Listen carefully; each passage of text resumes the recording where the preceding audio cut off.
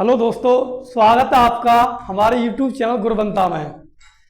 जैसा कि आप पिछली दो दिन से देख रहे हैं कि हमारी 2 दिन से क्लास नहीं चल रही है। तो पहले दिन तो तकनीकी की कमी से नहीं चल पाई, और कल आपको पता ही है भाई बहन का प्रेम का जो त्योहार रक्षाबंधन, उसकी वजह से कल हमारा चैनल का जो अवकाश रहा। तो आज क्लास शुरू करते हैं। तो मैं पहले चैप्टर को पहले ही समाप्त कर चुका हूं। आज जो चैप्टर है वो दूसरा चैप्टर है, जिसका नाम है गॉस की प्रमेय। गॉस की प्रमेय, इसका जो पहला टॉपिक है वो है वैद्युत फ्लक्स। वैद्युत फ्लक्स। चलो वैद्युत फ्लक्स को समझते हैं। वैद्युत फ्लक्स है क्या? तो मैं इसके लिए एक चित्र बनाता हूं।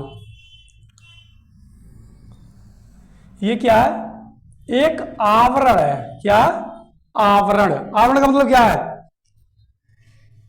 किसी भी चीज को ढकने वाला। जैसे मेरे ये कपड़े, ये जो मेरे वस्त्र हैं, ये क्या है? ये मेरे तन को ढकने का आवरण है। क्या? आवरण। तो इसी तरह से क्या है? एक आवरण है जिसके अंदर Q प्लस आवेश है। क्या? Q प्लस आवेश। जिससे Q प्लस आवेश से क्या निकलता है? वैद्युत क्षेत्र तीव्रता निकलती है। अब भाई जो आवरण है वो कैसा है? ढका हुआ, बंद है एक तरह से। तो इतने आवरण को हम यहां से ओपन करते हैं। ओपन क्यों करते हैं? ताकि वैद्युत क्षेत्र तीव्रता बाहर निकल सके। तो भाई इसका जो क्षेत्रफल है वो है dA, और यहां से जो तीव्रता निकल रही है वो कितनी है? E vector. अच्छा, इस आवेश से जो आवरण का जो पृष्ठ है जहां से तीव्रता निकल रही है, जहां एक ओपन जो क्षेत्रफल दिया है, उसकी जो दूरी है वो r है। कितनी है? r। तो मेरे हिसाब से आपको भली बात ये चित्र समझ में आया होगा। एक बंद आवरण है, Q प्लस आवेश की वजह से क्या तीव्रता निकलती है। आपको पता है धन आवेश से तीव्रता हमेशा कहां निकलती है? बाहर की ओर। तो इस निश्चित दूरी पर आवरण का dA क्षेत्रफल क्या किया गया? ओपन किया गया। ओपन क्यों किया गया? ताकि तीव्रता निकल सके। अब इस ओपन क्षेत्रफल से निकलने वाली तीव्रता क्या कहलाती है? वैद्युत फ्लक्स कहलाती है। इसका मतलब ये है कि इसकी जो डेफिनेशन बनी वो बनी किसी बिंदु आवेश से निश्चित दूरी पर। दूरी कैसी है भाई? निश्चित है, क्योंकि आर है। आर का मतलब क्या है? निश्चित दूरी है। किसी बिंदु आवेश से निश्चित दूरी पर ढके हुए आवरण के दिए मतलब खुले हुए जो पृष्ठ जो खोल रखा है, दिए हुए पृष्ठ से निकलने वाली वैद्युत क्षेत्र तीव्रता वैद्युत फ्लक्स कहलाती है। यही इसकी क्या डेफिनेशन है। चलो लिखता हूं मैं इसे। किसी वैद्युत आवेश से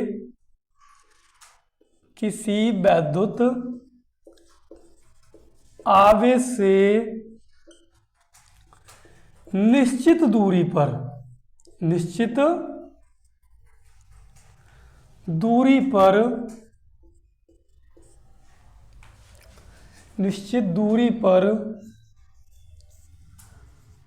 ढके हुए आवरण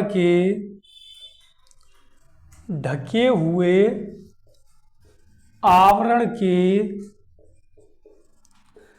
दिए हुए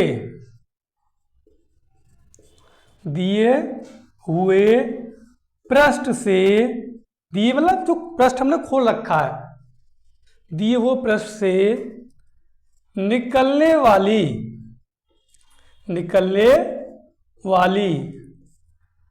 वैद्युत क्षेत्र तीव्रता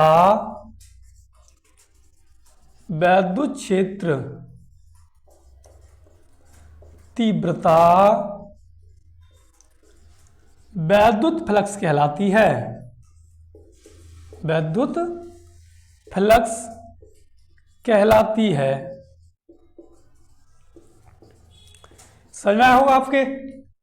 किसी वैद्युत आवेश से निश्चित दूरी पर ढके हुए आवरण के दिए हुए पृष्ठ से निकलने वाली वैद्युत क्षेत्र तीव्रता वैद्युत फ्लक्स कहलाती है। इसे फाई ई से प्रदर्शित,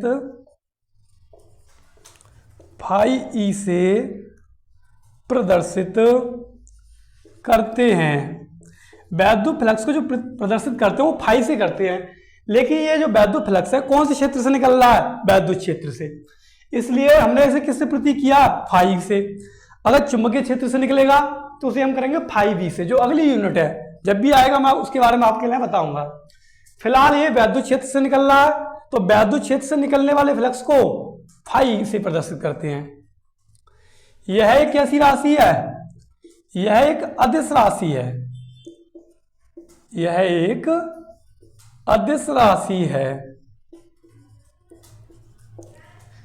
इसका मात्रक, किसका मात्रक? वैद्युत फ्लक्स का मात्रक। इसका मात्रक न्यूटन मीटर स्क्वायर प्रति कूलम होता है। इसका जो मात्रक है वो कितना होता है? न्यूटन मीटर स्क्वायर प्रति कूलम होता है। अच्छा, इसके लिए एक सूत्र भी होता है, उसे भी मैं कराता हूं आपके लिए। यदि बिंदु आवेश Q प्लस से दिए गए क्षेत्रफल dA की दूरी कितनी है भाई? dA की दूरी r है। Q प्लस आवेश से जो दिया गया क्षेत्रफल है dA, जो ओपन है जिससे हमारा फ्लक्स बाहर जा रहा है, उसकी जो दूरी है कितनी है? r है। तब dA क्षेत्रफल से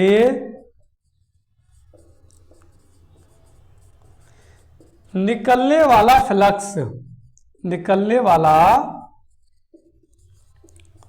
फ्लक्स कितना होगा भाई? क्योंकि पूरा क्षेत्र ओपन किया जाए तो इससे निकलेगा फ्लक्स फाई, लेकिन हमने सूक्ष्म क्षेत्रफल खोला है इसका। कितना? सूक्ष्म क्षेत्रफल, तो सूक्ष्म फ्लक्स निकलेगा। इसका मतलब डी फाई बराबर ई डी ए, कितना? E dot D A. जैसे हम वेक्टर हटाएंगे तो डी फाई कितना आ जाएगा? E D A cos theta, क्योंकि दोनों के बीच में जो प्रोडक्ट है वो कौन सा? अदिश गुणनफल है। तो अदिश गुणनफल जब भी हटाते हैं तो कॉस थीटा जाता है। अब आपको दिखाई दे रहा होगा कि भाई डी फाई यहां भी लग रहा है, डी फाई यहां भी लग रहा है। क्या करना है भाई? डी ए यहां है और डी फाई यहां है, इसका मतलब सूक्ष्म है दोनों। इनका क्या करना भाई? किसी के सामने डी लग रहा हो तो इसका मतलब ये है कि उसका क्या करना है? समाकलन करना है।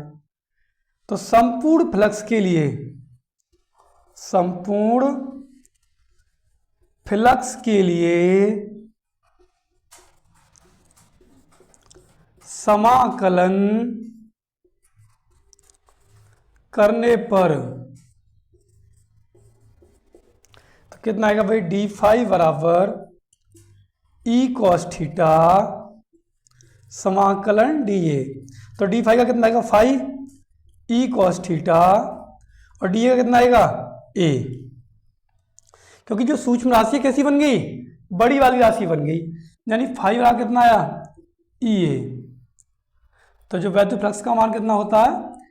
फाई बराबर ई ए कॉस थीटा। तो आपका ये जो टॉपिक है यही समाप्त होता है। इसे आप नोट कर सकते हैं या इसका स्क्रीनशॉट ले सकते हैं। अगला जो टॉपिक है वो है गॉस की प्रमेय। गॉस की प्रमेय। अब गॉस की प्रमेय के लिए आपको एक चित्र दिखाई दे रहा होगा जो मैंने पिछले टॉपिक में भी लिया है, तो वही चित्र इस टॉपिक में भी काम करने वाला है क्योंकि उसी से रिलेटिव है ये।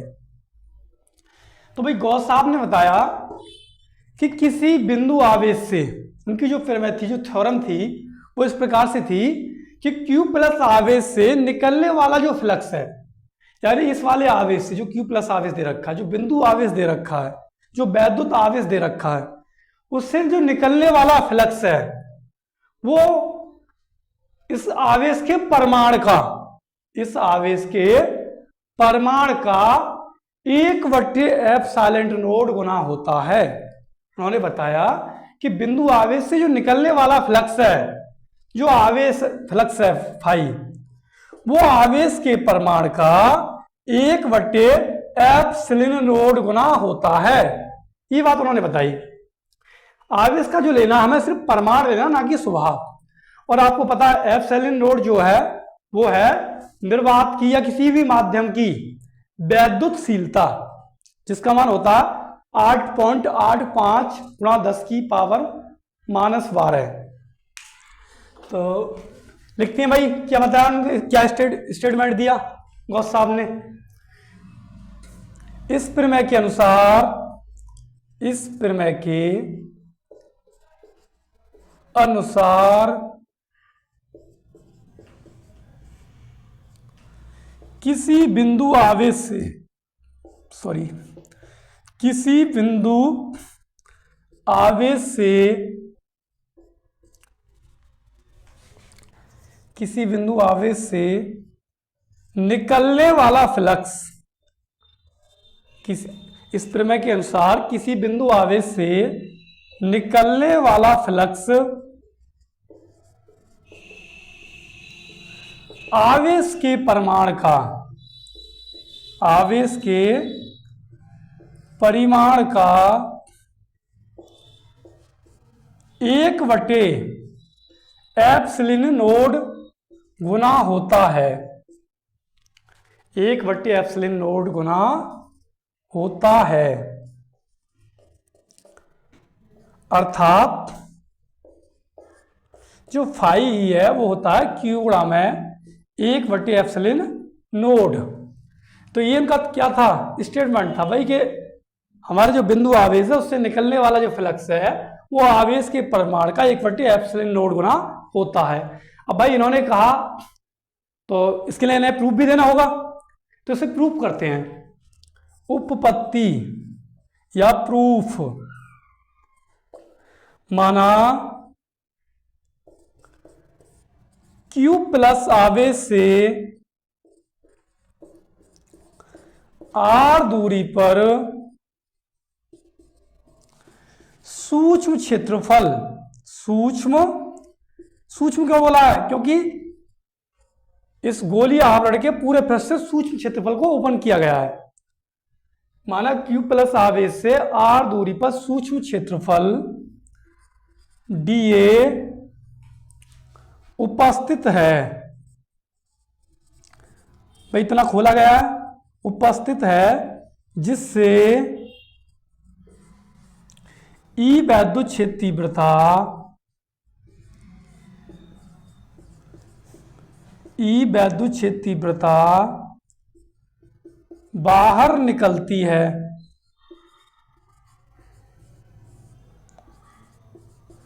तब सूक्ष्म क्षेत्रफल dA से निकलने वाला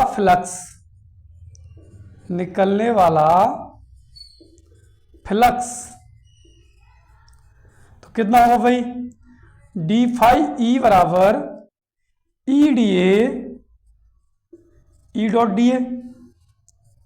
तो भाई कितना होगा, जैसे ही हम वेक्टर हटाएंगे तो ये बन जाएगा E dot D A cos theta, क्योंकि हमने जैसे डॉट प्रोडक्ट को हटाया तो कौन सा क्या आया, कॉस थीटा। अगर यहाँ मल्टीप्लाई वाला चिन्ह होता क्रॉस वाला तो क्या आता, साइन थीटा, क्योंकि डॉट प्रोडक्ट है तो कॉस आएगा, क्रॉस प्रोडक्ट होता तो साइन आता। अब आपको दिखाई दे रहा होगा कि भाई करना क्या है, थीटा बराबर जो दे रखा है वो 0 डिग्री दे रखा है। अब कैसे पता चला कि थीटा बराबर 0 डिग्री दे रखा है, हम देख रहे हैं कि डी ए जो क्षेत्रफल है उसका भी मुंह उधर है, दाईं ओर की तरफ है, और जो वैद्युत क्षेत्र तीव्रता वो भी दाईं ओर है, यानी एक ही सेम है, एक दूसरे के समांतर है, समांतर दोनों एक ही दिशा में लग रहे हैं, क्योंकि क्षेत्रफल का भी मुंह उधर ही ओपन है और वैद्युत क्षेत्र तीव्रता भी सेम दिशा में बह रही है। और दोनों सेम दिशा में बह रही हैं तो दोनों के बीच में जो एंगल बनेगा वो 0 डिग्री बनेगा। तो थीटा कितना भाई, 0 डिग्री। तो डी फाई ई बराबर कितना आएगा, ई डॉट डी ए। आप इसे ऊपर से नोट कर सकते हैं या स्क्रीनशॉट ले लो, मैं ऊपर वाला साफ करने वाला हूँ क्योंकि हो सकता है नीचे से आपको दिखाई ना दे। इसे मैं ऊपर सॉल्व करता हूँ। तो डी फाई ई बराबर कितना भाई, ई डी है। ये वाली जो समीकरण उठा के मैंने यहाँ रख ली। तो संपूर्ण फ्लक्स के लिए क्या करना है, मैंने बताया आपको कि जब भी राशि या सूक्ष्म और हमें बड़ी बनानी हो तो क्या करते हैं, समाकलन करते हैं। तो संपूर्ण फ्लक्स के लिए समाकलन करने पर तो कितना होगा भाई, डी फाई ई बराबर ई डी ए। अब मैंने ई को बाहर क्यों निकाला, क्योंकि जो वैद्युत क्षेत्र तीव्रता वो तो निश्चित है, परिवर्तन जो आ रहा है वो किस में आ रहा है, क्षेत्रफल में। किस में आ रहा है भाई, क्षेत्रफल में आ रहा है, क्योंकि जो मान और बढ़ाया घटाया जा सकता है किसका, क्षेत्रफल का। तो डी ए, इसका समाकलन करेंगे तो ये आएगा फाई ई, और ये ई और डी ए का बनेगा ए। तो फाई ई वैद्युत क्षेत्र तीव्रता का जो मान होता है, आपको मैंने पिछले पाठों में पढ़ाया है, वो होता है 1/4 पाई एप्सिलॉन नोड क्यू बट्टे आर स्क्वायर। हमें आवेश का क्या लेना है, सिर्फ परिमाण लेना है, क्यू बट्टे आर स्क्वायर। और हमें चाहिए क्षेत्रफल। भाई क्षेत्रफल किसका चाहिए, ये आपको दिखाई दे रहा होगा, एक तरह से गोल है। कैसा आवरण है, गोलीय आवरण है, यानी गोला है एक तरह। अब गोले का जो क्षेत्रफल आपने 10th क्लास में, पिछली क्लासों में पढ़ा होगा, 4 पाई आर स्क्वायर होता है। तो 4 पाई से 4 पाई कट जाएंगे भाई, आर स्क्वायर से आर स्क्वायर कट जाएंगे। तो फाई बराबर कितना आएगा, फाई ई बराबर क्यू बचा यहाँ, और यहाँ कितना बचा, 1/एप्सिलॉन नोड। यही हमें प्राप्त करना था। जो गॉस साहब ने जो अपना स्टेटमेंट दिया था कि किसी बिंदु आवेश से निकलने वाला फ्लक्स है, वो आवेश के परिमाण का 1/एप्सिलॉन नोड गुना होता है। तो भाई ये जो हमें सिद्ध करना था वो हमारा प्राप्त हो सका है। इसे हम लिख सकते हैं हैंस प्रूव्ड या इट्स सिद्धम। तो आज की जो हमारी क्लास है वो यहीं समाप्त होती है। आज हमने आपके लिए एक छोटी वीडियो रखी है, क्योंकि आज त्योहार के बाद आप लोग, कल आपने बहुत एंजॉय किया होगा तो आप थके हुए होंगे, तो पढ़ने की जगह आज आप आराम पर ज़्यादा ध्यान देंगे। इस वजह से आज इतनी छोटी वीडियो आपके लिए। बाकी मैंने देखा, लगातार मैं सोशल मीडिया पे एक्टिव हूँ, कि हमारे जो कुछ पुराने शिष्य हैं वो हमारे समर्थन में बहुत अच्छी अच्छी वीडियो डाल रहे हैं, और वो हमारे चैनल को लगातार अपना समर्थन दे रहे हैं। ऐसे पुराने शिष्य तो किसी गुरु को मिलते होंगे जो अपने गुरु के लिए इतना समर्थन दें। उन भाई साहब के लिए बहुत बहुत धन्यवाद, जो हमारी वीडियो को, हमारे चैनल को और इम्प्रूव करा रहे हैं, जो हमें और समर्थन दे रहे हैं, जो हमारी चैनल की जो ख्याति है उसे बढ़ाने में हमारी मदद कर रहे हैं। ऐसे शिष्यों का बहुत बहुत धन्यवाद। आज की हमारी क्लास यही समाप्त होती है। हमारी वीडियो को लाइक करें और चैनल को सब्सक्राइब करें। Thank you.